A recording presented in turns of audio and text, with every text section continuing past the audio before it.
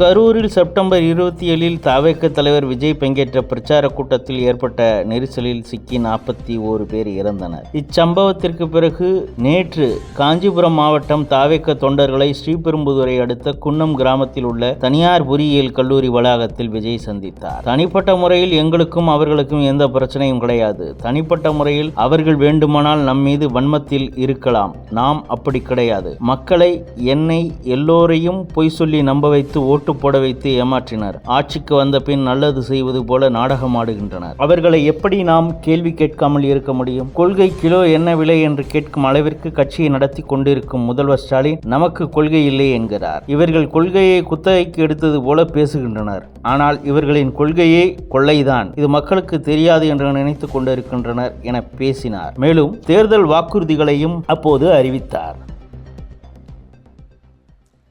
எல்லாருக்கும் நிரந்தரமான வீடு இருக்கணும்.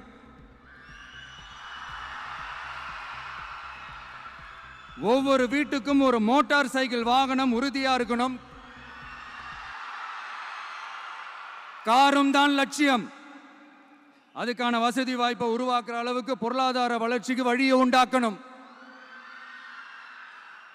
ஒவ்வொரு வீட்டில் இருக்கிற ஒவ்வொருத்தரும் மினிமம் டிகிரி படிச்சிருக்கணும்.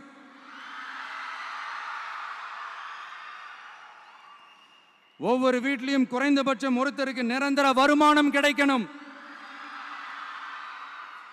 அதுக்கான வேலை வாய்ப்பை உருவாக்கணும். அதுக்கு தகுந்த மாதிரி கல்வியில பாடத்திட்டத்தில் சீர்திருத்தம் செய்யணும். கவர்மெண்ட் ஹாஸ்பிட்டல்ஸுக்கு மக்கள் எல்லாரும் பயம் இல்லாம நம்பி போற மாதிரி மாத்தணும். பருவமழை காலத்தில் ஏற்படுற வெள்ளத்தால் ஊரும் சரி, மக்களும் சரி, விவசாயமும் சரி பாதிக்கப்படாமல் இருக்கணும்.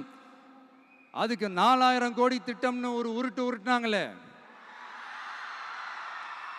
அந்த மாதிரிலாம் எதுவும் இல்லாம உண்மையான ஒரு பாதுகாப்பு திட்டத்தை உருவாக்கணும். மீனவர்களோட, தொழிலாளர்களோட, நெசவாளர்களோட, அரசு ஊழியர்கள் மற்றும் ஆசிரியர்களோட கருத்து கேட்டு அவங்களுக்கான பாதுகாப்பு மற்றும் வளர்ச்சி திட்டங்களை உருவாக்கணும். உருவாக்குறது மட்டும் இல்லை, அதை செயல்படுத்தணும். முக்கியமாக இண்டஸ்ட்ரியல் டெவலப்மெண்ட்ஸில் கான்சென்ட்ரேட் பண்ணணும். எல்லாத்தையும் விட ரொம்ப ரொம்ப முக்கியம், சட்டம் ஒழுங்க ரொம்ப ஸ்ட்ரிக்டாக வச்சிருக்கணும். நம்மளுடைய அம்மா, அக்கா, தங்கச்சிகள், அவங்களுடைய பிள்ளைகள், குழந்தைகள் எல்லாருக்கும் பாதுகாப்பை, அதுவும் உண்மையான ஸ்ட்ராங்கான பவர்ஃபுல்லான பாதுகாப்பை உண்டாக்கணும்.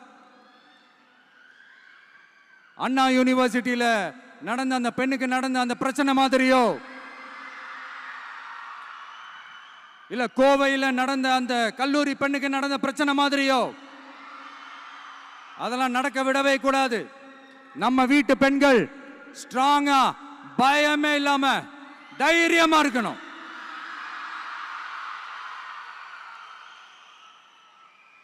இதை எப்படி செயல்படுத்த போறோன்றது முன்னாடி சொன்ன மாதிரி நம்மளுடைய தேர்தல் அறிக்கையில் அதுக்கான விளக்கத்தை ரொம்ப டீட்டெயில்டாக கொடுப்போம். நான் சும்மா மற்றவங்க மாதிரி அவங்கள மாதிரி எல்லாத்தையும் அடித்து விட்டுட்டு ஏமாத்துற வேலையெல்லாம் இங்கே கிடையாது நம்ம கிட்ட.